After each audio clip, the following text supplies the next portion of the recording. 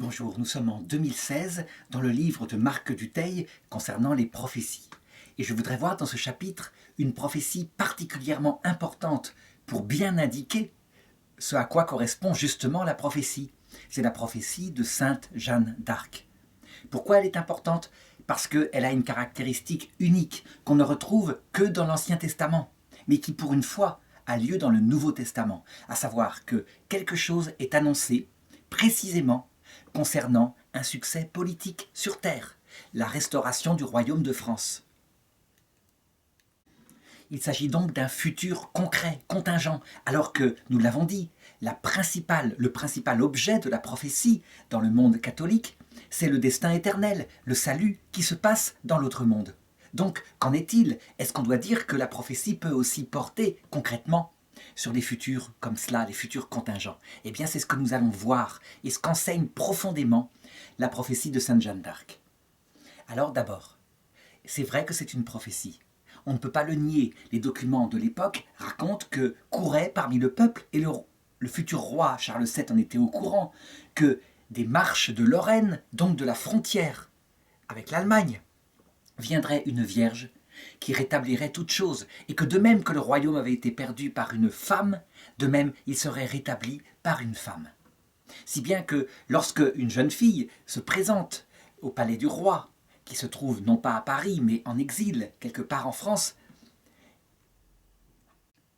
celui-ci, qui n'est encore que le dauphin, se dit bien naturellement, nous allons la piéger.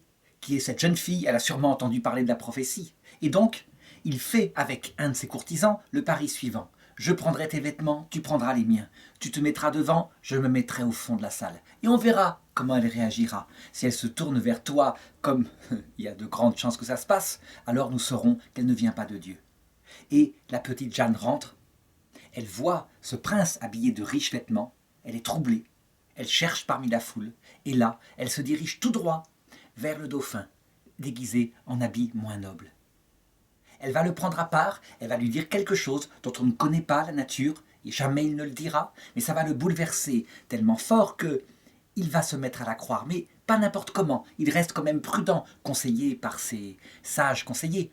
Et donc, il va faire examiner s'il n'y a pas un trucage, si par exemple, quelqu'un ne lui a pas donné un portrait du roi, et que c'est ainsi qu'il l'a reconnu, qu'elle l'a reconnu. Donc, on vérifie des tas de choses, si elle est saine d'esprit. On vérifie même si elle est vierge, parce qu'on se dit à l'époque que si elle n'est pas vierge, ça sera accompagné du fait qu'elle est menteuse, parce qu'elle se prétend pucelle. Et donc, si elle est menteuse sur ce point-là qui attire tellement les hommes et les femmes, alors c'est que tout le reste n'est que mensonge. Et on trouvera qu'elle est vierge, donc on se dira, c'est bon signe, certainement qu'elle est vertueuse.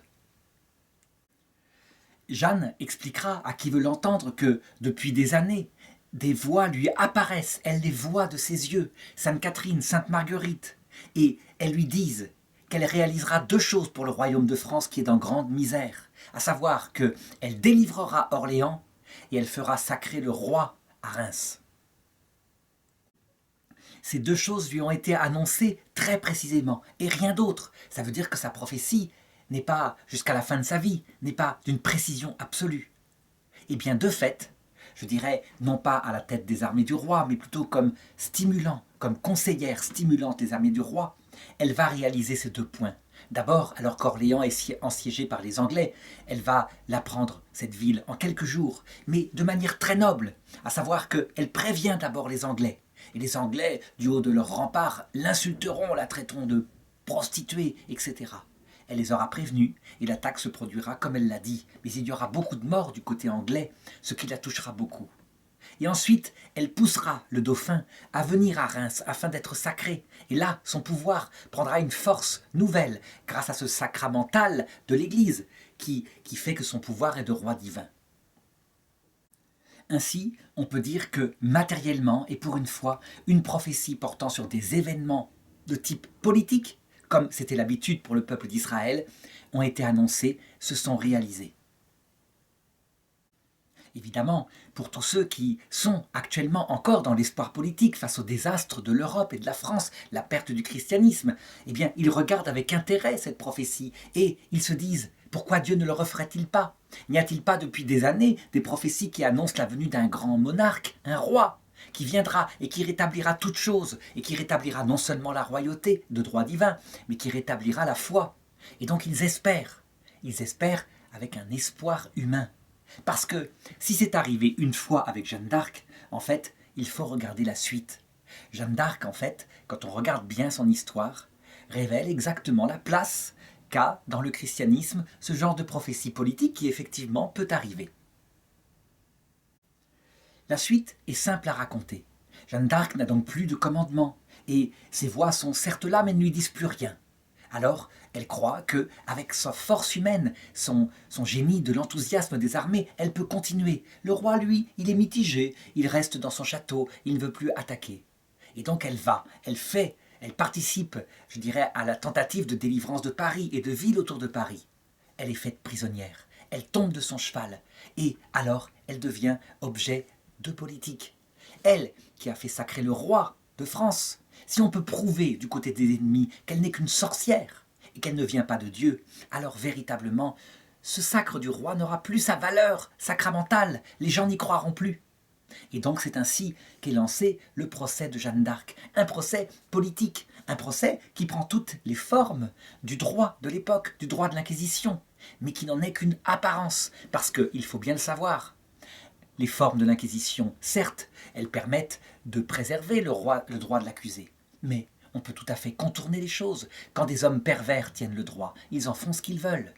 Ainsi, conseillée par un avocat, très discrètement parce qu'il risque sa vie, Jeanne d'Arc comprend qu'on en veut à sa vie, que ces gens veulent sa mort, et l'évêque Cochon en particulier. Alors elle fait appel à ce que lui autorise le droit canon, puisque c'est un procès d'église, elle fait appel au pape.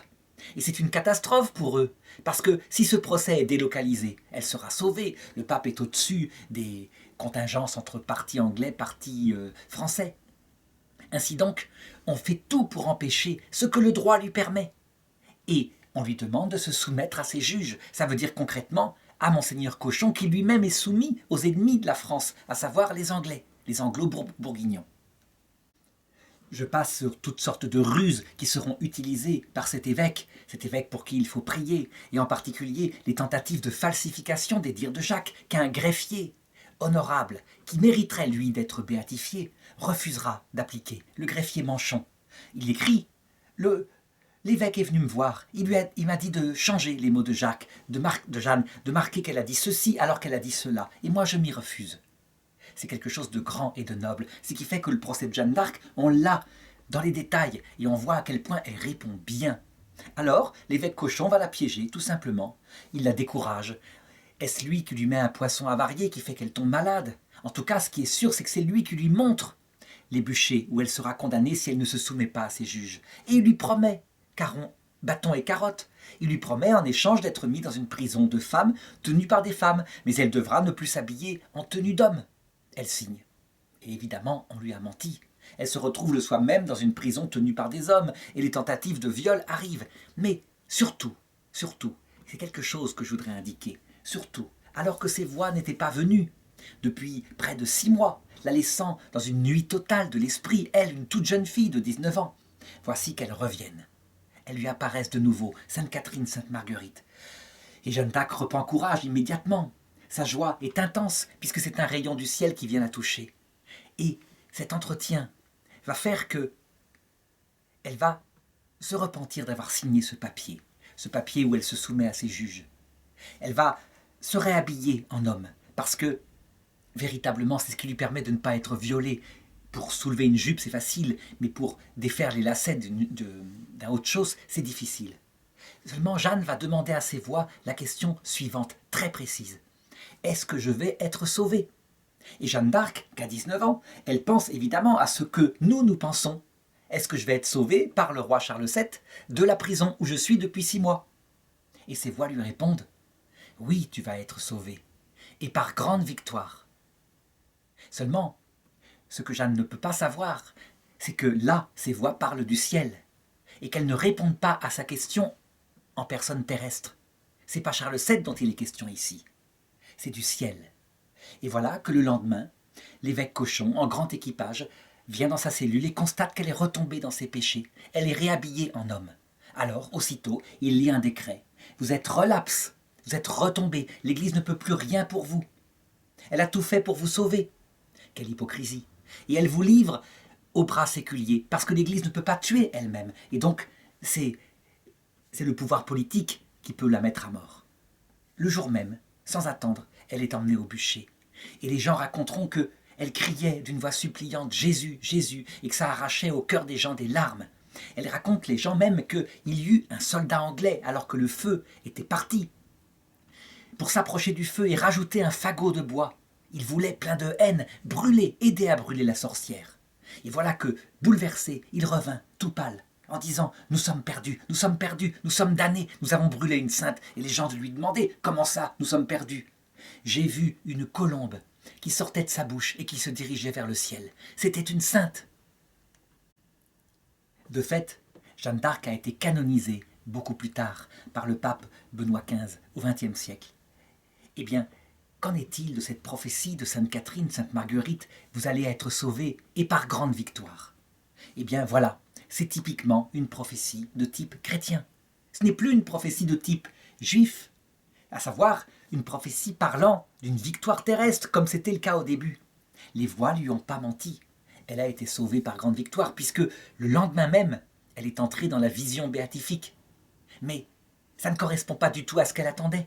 Eh bien, c'est de cette façon que fonctionnent la plupart du temps les prophéties chrétiennes. Peut-être pas au début de la conversion, où Dieu vraiment nous donne des signes sensibles de sa présence, donc réalise des choses matérielles, on trouve un travail, on trouve, je dirais, l'épouse qu'il nous faut. Mais à la fin, lorsque nous avons mûri, la prophétie parle de salut éternel. Et quelquefois, quand on demande quelque chose à Dieu, il va le réaliser, mais pas comme nous l'entendons, bien plus grand, par grande victoire éternelle, de la façon dont l'a vécu Jeanne d'Arc. Imaginons par exemple un jeune homme au début de sa vie qui tombe malade et qui prie la Sainte Vierge et qui fait prier tous les siens et qui va à Lourdes pour être guéri de sa maladie. Il peut arriver que la Sainte Vierge le guérisse physiquement. Et là, on a véritablement la réalisation de quelque chose de matériel.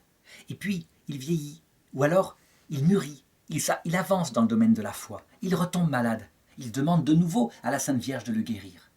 Est-ce qu'elle va l'exaucer, elle qui a tout pouvoir sur le cœur de Dieu? Oui, elle va l'exaucer. Mais alors, à un moment donné, et peut-être pas tout de suite, mais à un moment donné, c'est certain, elle va être exaucée à sa manière à elle, à savoir que cet homme va mourir. Et il va se retrouver à l'heure de la mort vivant, avec ce corps psychique intact, sa mémoire qui est revenue, comme quand il était jeune, et cette vision de Jésus qui apparaît dans sa gloire accompagnée des saints et des anges. Alors il peut dire en vérité qu'il a été exaucé, il est guéri, plus que guéri, il est ressuscité face à la vraie vie. Mais ce n'est pas la réalisation telle que nous qui vivons sur terre l'attendions, pas de guérison biologique dans ce cas-là, quelque chose de plus grand, selon le ciel. Eh bien, c'est exactement ce qu'a vécu Jeanne d'Arc. Il faut donc se souvenir toujours que, pour le ciel et de manière ultime, la prophétie, la vraie prophétie, réalise les choses pour l'éternité, pour le salut éternel. Et Jeanne d'Arc en est le modèle. Il ne faut tout de même pas rejeter des réalisations matérielles. Jeanne d'Arc le montre bien dans sa jeunesse. Et donc, mépriser les réalisations matérielles ou, au contraire, mépriser les réalisations célestes, dans l'un et l'autre cas, c'est une erreur. Tout dépend du ciel. Il le fait au moment voulu, parce que lui, le ciel, c'est exactement ce qu'il faut au mieux pour nos âmes.